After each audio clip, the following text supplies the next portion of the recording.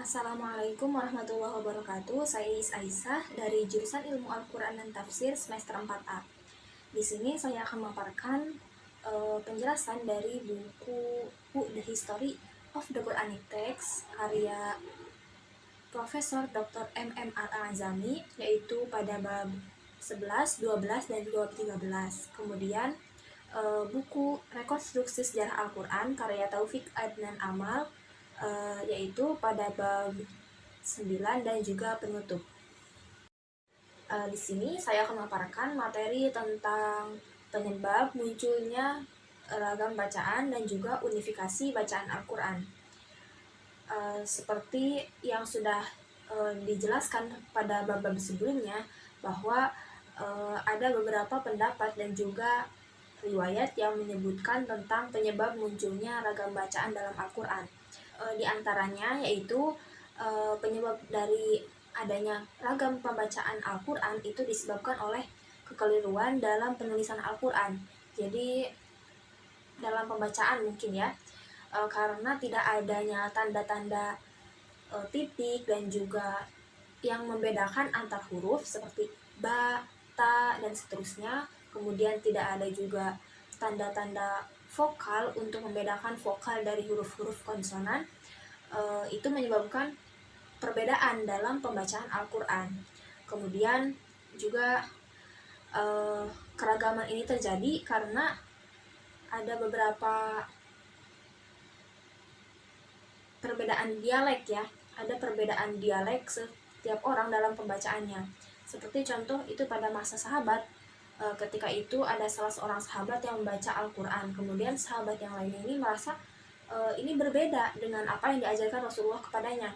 Kemudian bertanyalah pada sahabat itu, apa yang kamu bacakan ini? Gitu. Nah kemudian ternyata memang benar gitu, sahabatnya ini mengatakan bahwa itu diajarkan oleh Rasulullah. Kemudian kedua sahabat ini langsung saja bertanya kepada Rasulullah, dan ternyata Rasulullah mengatakan bahwa kedua bacaan tersebut itu memang benar.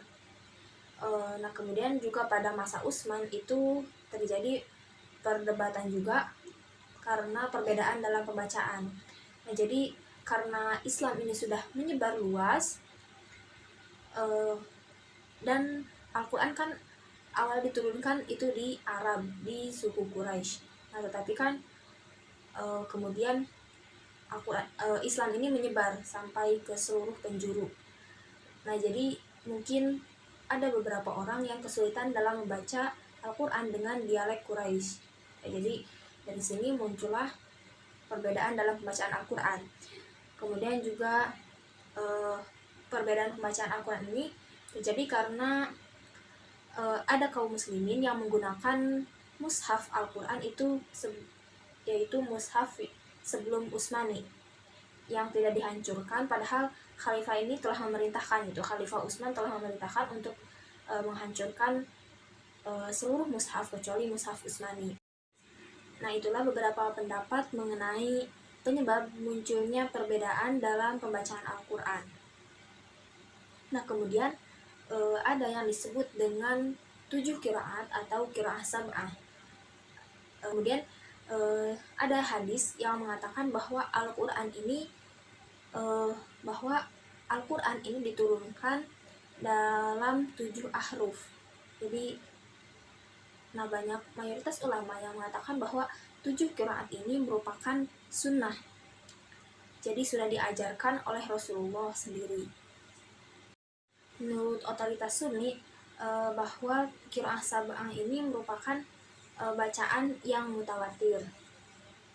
Dari 7 riwayat atau 14 riwayat bacaan, dalam prakteknya itu yang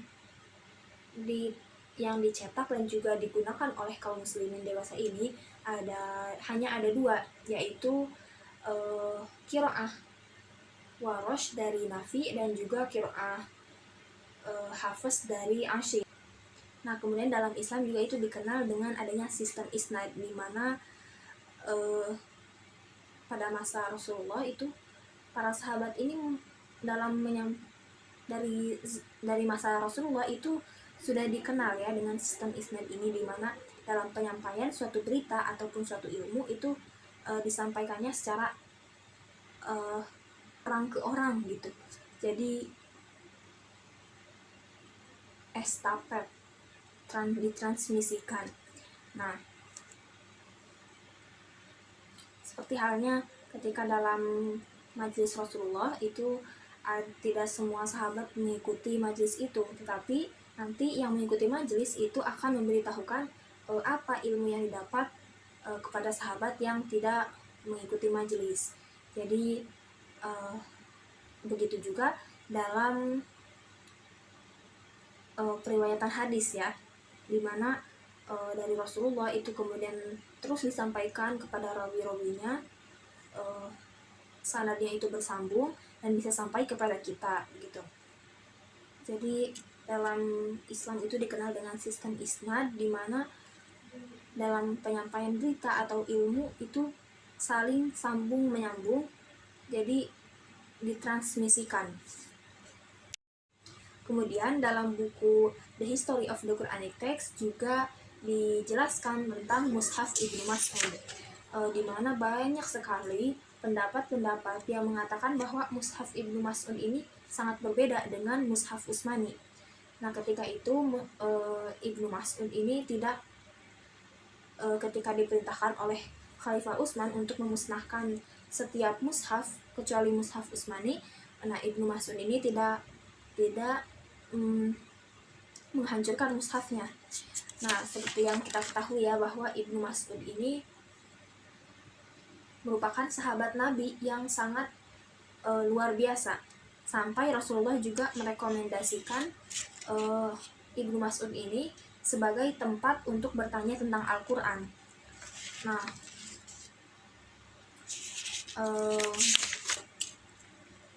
ketika Ibnu Mas'ud ini menjadi gubernur di Kufah dan ditempatkan di sana, mushafnya ini sangat berpengaruh. Nah, dari sinilah kemudian banyak sekali pendapat yang menyatakan bahwa mushaf Ibnu Mas'ud ini menjadi suatu penyebab dari adanya perbedaan bacaan Al-Quran di kalangan kaum muslimin. Susunan dari mushaf Ibnu Mas'ud itu sama seperti mushaf Utsmani. Berbedanya yaitu tidak ada surah Al-Fatihah dan juga surah Al-Falaq dan surah An-Nas dalam Al-Quran, dalam mushaf Ibnu Mas'ud. Nah, tetapi dari pendapat-pendapat tersebut itu seperti bertolak belakang dengan apa yang disampaikan oleh Nabi, yaitu Nabi ini merekomendasikan Ibnu Mas'ud sebagai tempat bertanya tentang Al-Quran. Nah, jadi masih menjadi suatu perdebatan terkait dengan mushaf Ibnu Mas'ud ini. Sekian yang dapat saya sampaikan, semoga bermanfaat. Wassalamualaikum warahmatullahi wabarakatuh.